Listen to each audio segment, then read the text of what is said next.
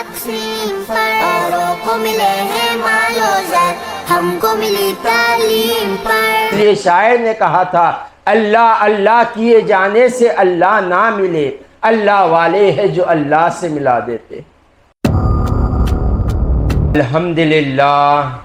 الحمدللہ رب العالمین، والصلاة والسلام علی سید المرسلین وعلی آلہ واصحابہ اجمعین ومن تبعہم بإحسان الی یوم الدین، اما بعد۔ قال اللہ تبارک و تعالی فی القرآن المجید والفرقان الحمید، اعوذ باللہ من الشیطان الرجیم، بسم اللہ الرحمن الرحیم، یا ایہا الذین آمنوا اتقوا اللہ وکونوا مع الصادقین، صدق اللہ العظیم۔ میرے زندگی کا مقصد تیرے دین کی سرفرازی، میں اسی لیے مسلمان، میں اسی لیے نمازی۔ محترم و مکرم عزیز سامعین کرام، السلام علیکم ورحمۃ اللہ وبرکاتہ۔ میری طلب بھی تیرے کرم کا صدقہ ہے، میری طلب بھی تیرے کرم کا صدقہ ہے، یہ قدم اٹھتے نہیں اٹھائے جاتے ہیں، یہ قدم اٹھتے نہیں اٹھائے جاتے ہیں۔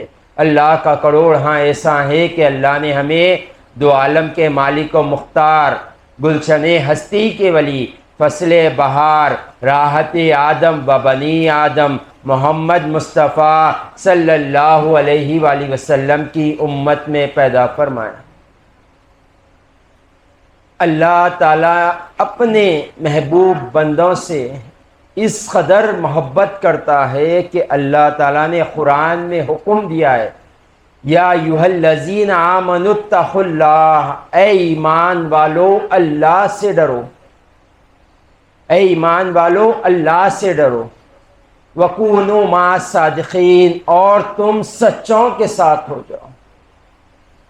اللہ تعالیٰ یہاں پر یہ نہیں کہہ رہا ہے کہ تم نیک ہو جاؤ، اللہ یہ کہہ رہا ہے کہ تم نیک لوگوں کے ساتھ ہو جاؤ، اس کی برکت یہ ہوگی تم نیک ہو جاؤ، کیونکہ جیسی صحبت ہوتی ہے ویسا اثر ہوتا ہے، جیسا رنگ ہوتا ہے ویسا نکھر کر آتا ہے۔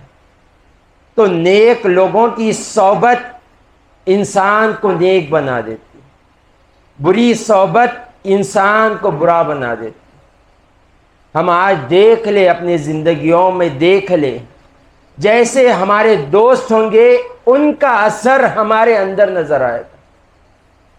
اگر آپ نیک لوگوں کے ساتھ بیٹھو گے، تقوی والوں کے ساتھ بیٹھو گے، پرہیزگار والوں کے ساتھ بیٹھو گے، آپ کے اندر بھی تقوی پیدا ہو جائے گا، اور آپ بے حیا لوگوں میں بیٹھو گے، بے شرم لوگوں میں بیٹھو گے، بے فضول لوگوں میں بیٹھو گے، آپ کی بھی ویلیو زیرو ہو جائے گی۔ اس لیے کسی کو جج کرنا ہے تو اسے دیکھتے ہیں اس کے دوست کیسے، یہ دوست بتاتا ہے کہ یہ شخص کیسا ہے، جس کی جیسی سنگت ہوتی ہے وہ ویسے ہی نکھر کر آتا ہے۔ اگر آپ کوئی دوست نمازی ہو، آپ دیکھیں گے دور ہو یا درست ہو وہ بھی نمازی بن جائے گا۔ تو اللہ یہی فرما رہا ہے، ایمان والو اللہ سے ڈرو اور سچوں کے ساتھ ہو جاؤ، اللہ والوں کے ساتھ ہو جاؤ۔ اللہ والے ہیں جو اللہ سے ملا دیتے۔ تو اللہ تعالیٰ نے ہمیں نیک لوگوں کی صحبت، اولیاء اللہ کی صحبت میں بیٹھنے کا حکم دیا ہے۔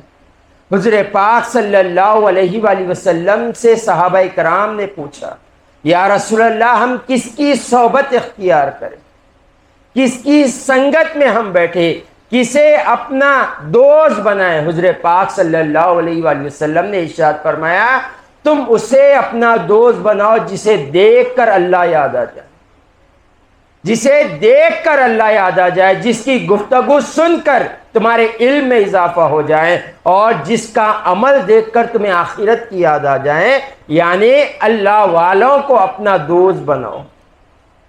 تو اللہ والوں میں ہمارے یہاں پر ربیع الثانی میں غوث پاک رضی اللہ تعالیٰ عنہ کو جو مقام حاصل ہوا ہے، جس کے بارے میں مولا روم کہتے ہیں غوث اعظم درمیان اولیاء، چو محمد درمیان انبیاء، حضور کو انبیاء میں اللہ نے جیسی شان عطا کی تھی ویسے ہی غوث پاک کو اولیاؤں میں شان عطا فرمائی۔ انہی اولیاؤں میں ایک اللہ کے ولی جو ہمارے دکن کے شہنشاہ کہا جاتا ہے وہ ہے خواجہ خواجگاں، خواجہ بندہ نواز، گیسو دراز بلند پرواز، شاہباز رحمت اللہ علیہ۔ آپ گلبرگہ کرناٹکا میں موجود ہے۔ اللہ تعالیٰ نے آپ کو وہ علم اور وہ معرفت کا حصہ عطا کیا ہے جو کم اولیاؤں کو اللہ عطا کرتا ہے۔ بندہ نواز، گیسو دراز بلند پرواز رحمت اللہ علیہ یہ ایسے بزرگ گزرے جو عالم با عمل تھے، صوفی با صفا تھے۔ اللہ نے انہیں شریعت کا بھی علم دیا تھا، طریقت کا بھی علم دیا تھا۔ آپ نے اپنی زندگی میں 104 کتابیں لکھی، 104 کتابیں لکھی۔ آپ نے اپنے زندگی میں قرآن کی تفسیر لکھی، لفظ با لفظ آپ نے قرآن کی تفسیر کی۔ بسم اللہ کا با کیا ہے، میم کیا ہے، سین کیا ہے، آپ نے ایسی تصویر کی۔ اللہ نے ایسی مہارت شریعت میں بھی دی تھی آپ کو، ایسے بڑے مفسر تھے آپ جس کی مثل نہیں ملتی تھی۔ اللہ نے ایسا علم آپ کو عطا کیا تھا۔ انہی کتابوں میں آپ نے اپنے مریدین کو تعلیم دیتے ہوئے کتاب لکھی خاتمہ شریف۔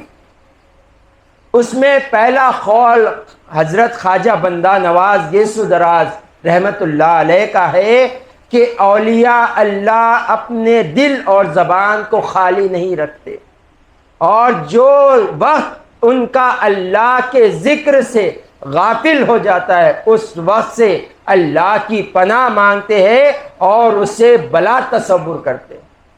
آپ فرما رہے ہیں کہ ہے خود اللہ کے ولی، اور فرما رہے ہیں اللہ کے جو ولی ہوتے ہیں وہ کبھی اللہ کے ذکر سے غافل نہیں ہوتے۔ وہ وقت جو اللہ کے ذکر سے غافل ہو جاتے اس وقت اللہ کی پناہ مانگتے ہیں، اس وقت کو بلا تصور کرتے ہیں، اللہ تعالیٰ سے عذاب تصور کرتے ہیں جو وقت اللہ کے ذکر سے غافل ہو جائے۔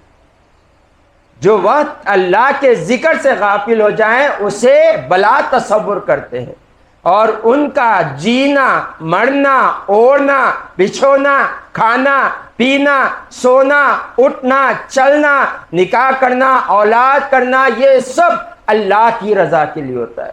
سب کرتے ہیں، ہاتھ کام میں ہوتا ہے، دل یار سے لگا ہوا ہوتا ہے۔ جو کام میں ہو اس کا مقصد حیات یہی ہوتا ہے کہ میں جو کر رہا ہوں بس رب کی رضا کے لیے، میں کھا رہا ہوں تو رب کی رضا کے لیے، میں سو رہا ہوں رب کی رضا کے لیے، میں جاگ رہا ہوں رب کی رضا کے لیے، جو کچھ ہو اللہ کی رضا کے لیے۔ مالک تیرا حکم ہے میں کر رہا ہوں۔ اس کے بعد یہ بندہ عام نہیں ہوتا، خاص ہو جاتا ہے۔ ہر کام میں، ہر مقصد میں، ہر طریقے میں اگر اللہ کی رضا آ جائیں تو بندہ اللہ والا بن جاتا ہے۔ اس لیے شاعر نے کہا تھا اللہ اللہ کیے جانے سے اللہ نہ ملے، اللہ والے ہیں جو اللہ سے ملا دیتے۔ یہ خود اتنے بڑے اولیاء میں شامل ہوتے ہیں۔ چشتیہ سلسلے میں فخر سے آپ کا نام لیا جاتا ہے۔ آپ فرماتے ہیں اللہ والے یہ ہوتے ہیں، ایک لمحے کے لیے اللہ کے ذکر سے غافل نہیں ہوتے۔ اور ہماری زندگی میں ہم غور کریں، آپ کا ایک قول لے اور اپنی زندگی پر غور کریں۔ وہ کہہ رہے ایک لمحہ جو اللہ کے ذکر سے غافل ہو جاتے ہیں بلا تصور کرتے ہیں، ہم اس سے اللہ کی پناہ مانگتے ہیں، اور آج ہمارے سالوں گزر جا رہے ہیں، ہماری زندگی گزرنے کو آ گئی اللہ سے غافل ہوتے ہیں۔ آج ہم اللہ کو تو مانتے ہیں، اللہ کی نہیں مانتے، یہ حال ہمارا ہو گیا۔ ہمارے مسجدوں سے صدا آتی ہے آؤ کامیابی کی طرف، ہم نہیں جاتے۔ اللہ فرماتا ہے وَالَّذِينَ آمَنُوا أَشَدُّ حُبًّا لِلَّهِ، ایمان والے سب سے زیادہ اللہ سے محبت کرتے۔ کیا یہ ہماری محبت ہے کہ اللہ بلائیں اور ہم کہیں کہ ہم کام میں ہیں؟ اللہ صدا لگائے میرے بندو آؤ فلاح ہو جاؤ، کامیاب ہو جاؤ، اور ہم کہیں مالک ہم بزی ہے؟ یہ محبت ہوتی ہے؟ یہ محبت نہیں ہوتی، جھوٹے دعوے ہوتے ہیں۔ آپ دیکھ لیں کوئی کسی لڑکی سے محبت کر لے یا لڑکی کسی لڑکے سے محبت کر لے، نہ اسے نیند آتی ہے، نہ اسے بھوک لگتی ہے، نہ اسے پیاس لگتی ہے، بس ایک دوسرے کی بات سنتے ہوئے اپنے دل کو مطمئن کر لے، یہ محبت ہوتی ہے۔ تو اللہ سے کیسی محبت ہونا ہے؟ جو معبود حقیقی ہے، اس کے سوا نہ کچھ ہے، نہ کچھ ہوگا، نہ کچھ تھا، ہم اس سے محبت کیسی کریں اور ہماری زندگیوں کی محبت کیسی؟ تو ہمارے وقت کی قدر کریں۔